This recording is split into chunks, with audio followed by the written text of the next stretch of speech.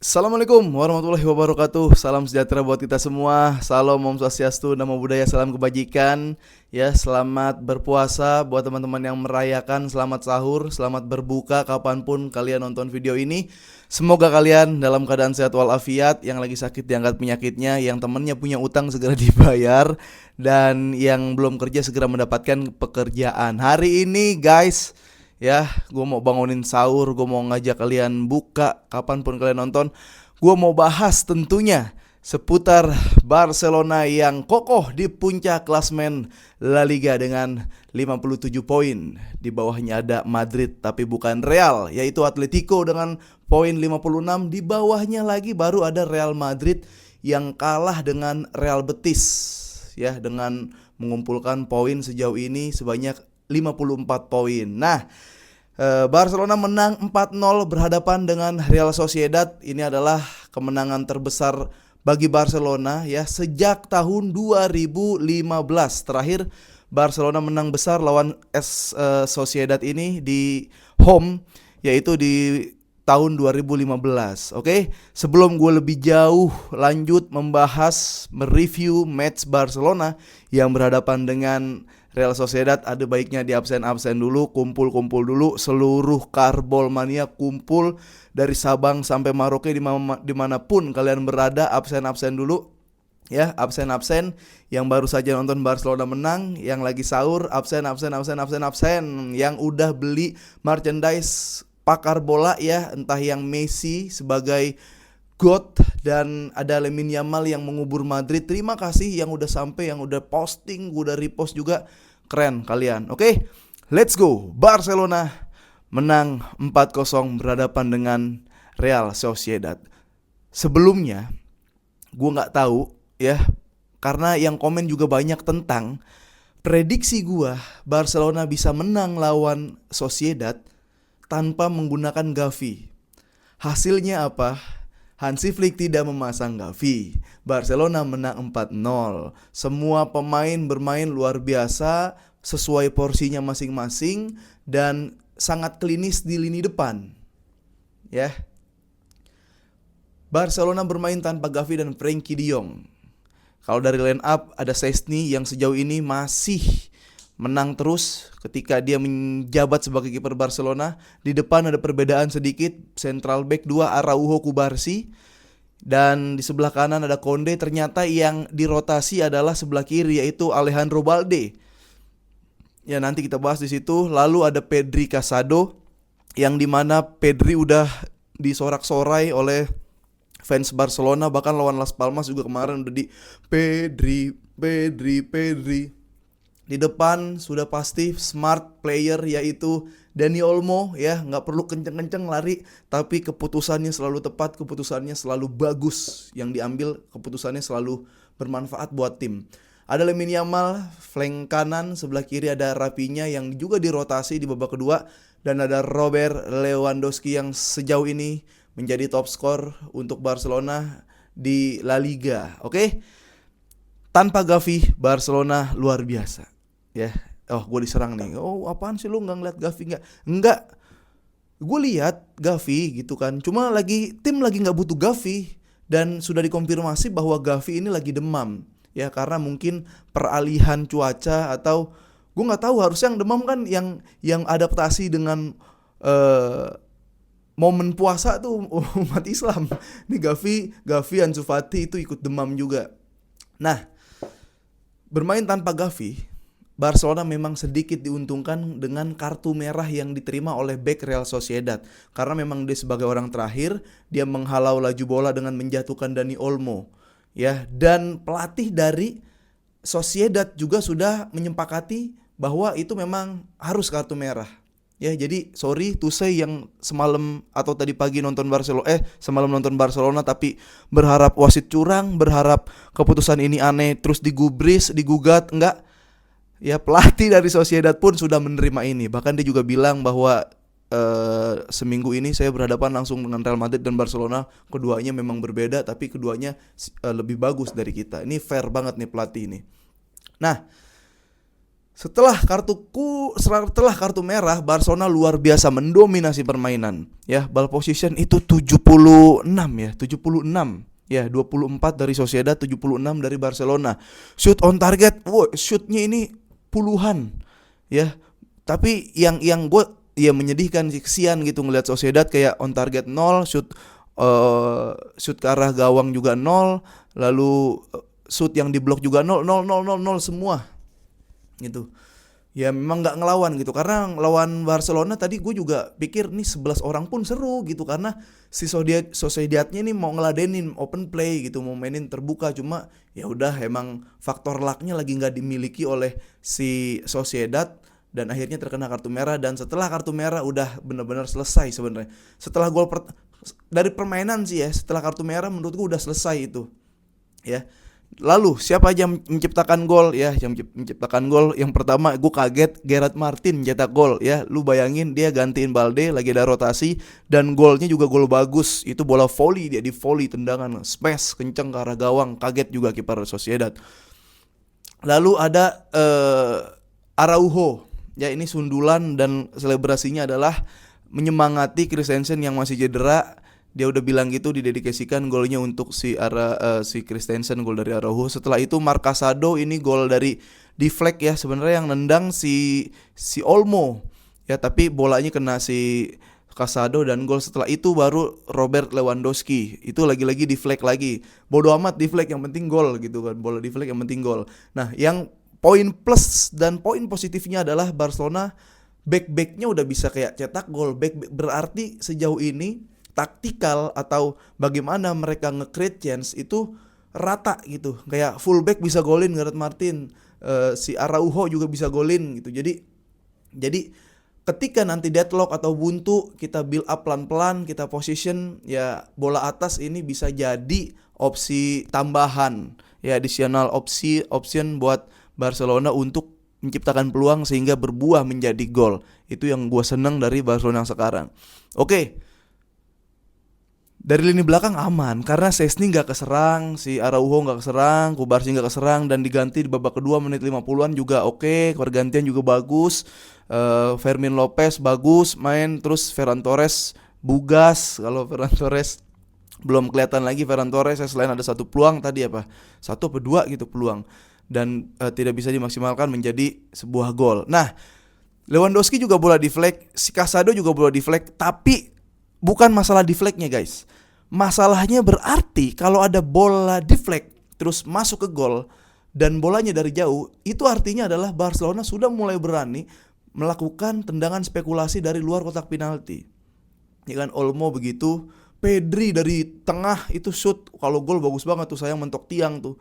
Lalu Araujo shoot juga beberapa kali, Yamal juga melakukan shoot ya. Yamal rapinya belum golin lagi nih, gue belum ngeliat keklinisan mereka berdua atau momentum yang pas buat mereka ciptain gol, karena Yamal yang tempel 3 bro, rapinya di kiri, dia nggak seluwes kalau dia main di second striker atau di main di kanan gitu. Jadi gue masih menunggu seperti apa. Dan di babak pertama ya luar biasa lah ya Barcelona. Kadang gini gue berpikir, aduh nih 10 orang, gara-gara 10 orang mereka pasti kayak waktu Arsenal lawan City, Arsenal kena kartu merah gitu, di belakang semua. Terus Arsenal MU kena kartu merah, di belakang semua. Itu yang bikin Barcelona jadi kesulitan. Tapi build up-nya bro, build up-nya enak banget. Build up-nya tuh ditekan sampai deket. Coba lu bayangin, Kubarsi pas build up awal-awal masih main, dia tuh ada di deket final third lawan loh. Coba lah lu tonton lagi deh cuplikannya atau di play ulang di Bein. Araujo maju sampai tengah banget. Jadi gue nggak tahu ya, karena emang ini ada keuntungan 11 lawan 10, tapi gue happy gitu ngelihat mereka build up pelan-pelan. Pedri kontrol dulu, scanning dulu, passing bergerak. Jadi semua pemain Barcelona menerima bola bukan dalam keadaan mereka menunggu, tapi pemain Barcelona menerima bola dalam keadaan bergerak. Nah, ini yang diperlukan Barcelona ya, creativity yang harus dilaksanakan ketika musuh itu bertahan total.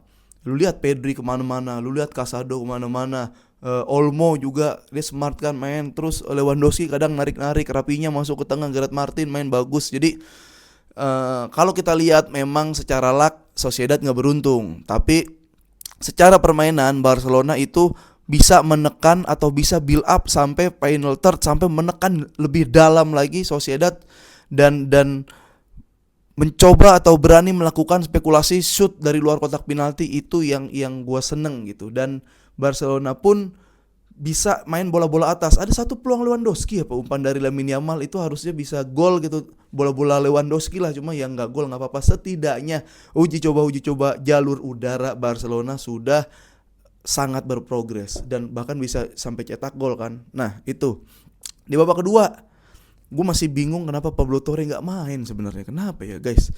Gue baca-baca berita kayak nggak ada, hilang aja gitu berita Pablo Torre. Kenapa ya dia? Nginjek palanya Hansi Flick kali ya pas lagi tidur gitu. Pablo Torre kayak Flick nih lagi makan gitu, terus makan ayam goreng crispy gitu, tapi kulitnya dipisahin, terus kulitnya diambil kali sama Pablo Torre, tapi ternyata itu punya Hansi Flick. Gue masih mau lihat Pablo Torre perkembangannya gitu.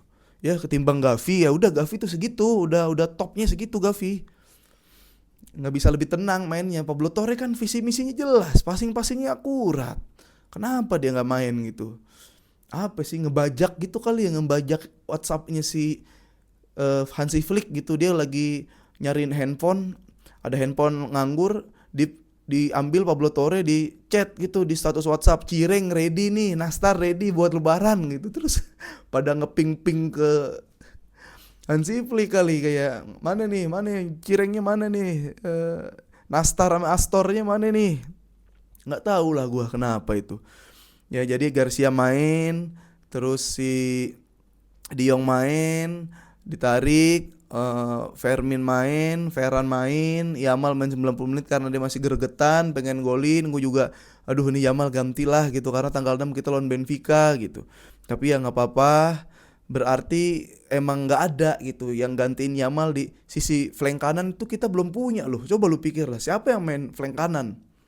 Ya Konde diganti Hector Ford, tapi Hector Ford full back gitu. Siapa kalau Yamal amit-amit kenapa-napa ya, cedera ringan lah yang 2 hari sembuh, yang gantiin siapa di situ? Gue belum lihat tuh gitu. Jadi ya gue ngelihat happy, Barcelona berada 1 poin di atas Atletico Madrid 57 poin, dan ada rekor juga ini Barcelona dalam sekarang udah berapa jornada nih? Jornada 27 apa 28 gitu ya. 27 kayaknya. Dia sudah melesatkan 140-an gol, yang mana itu adalah rekor saat Real Madrid pencetak gol terbanyak di tahun 1950-an.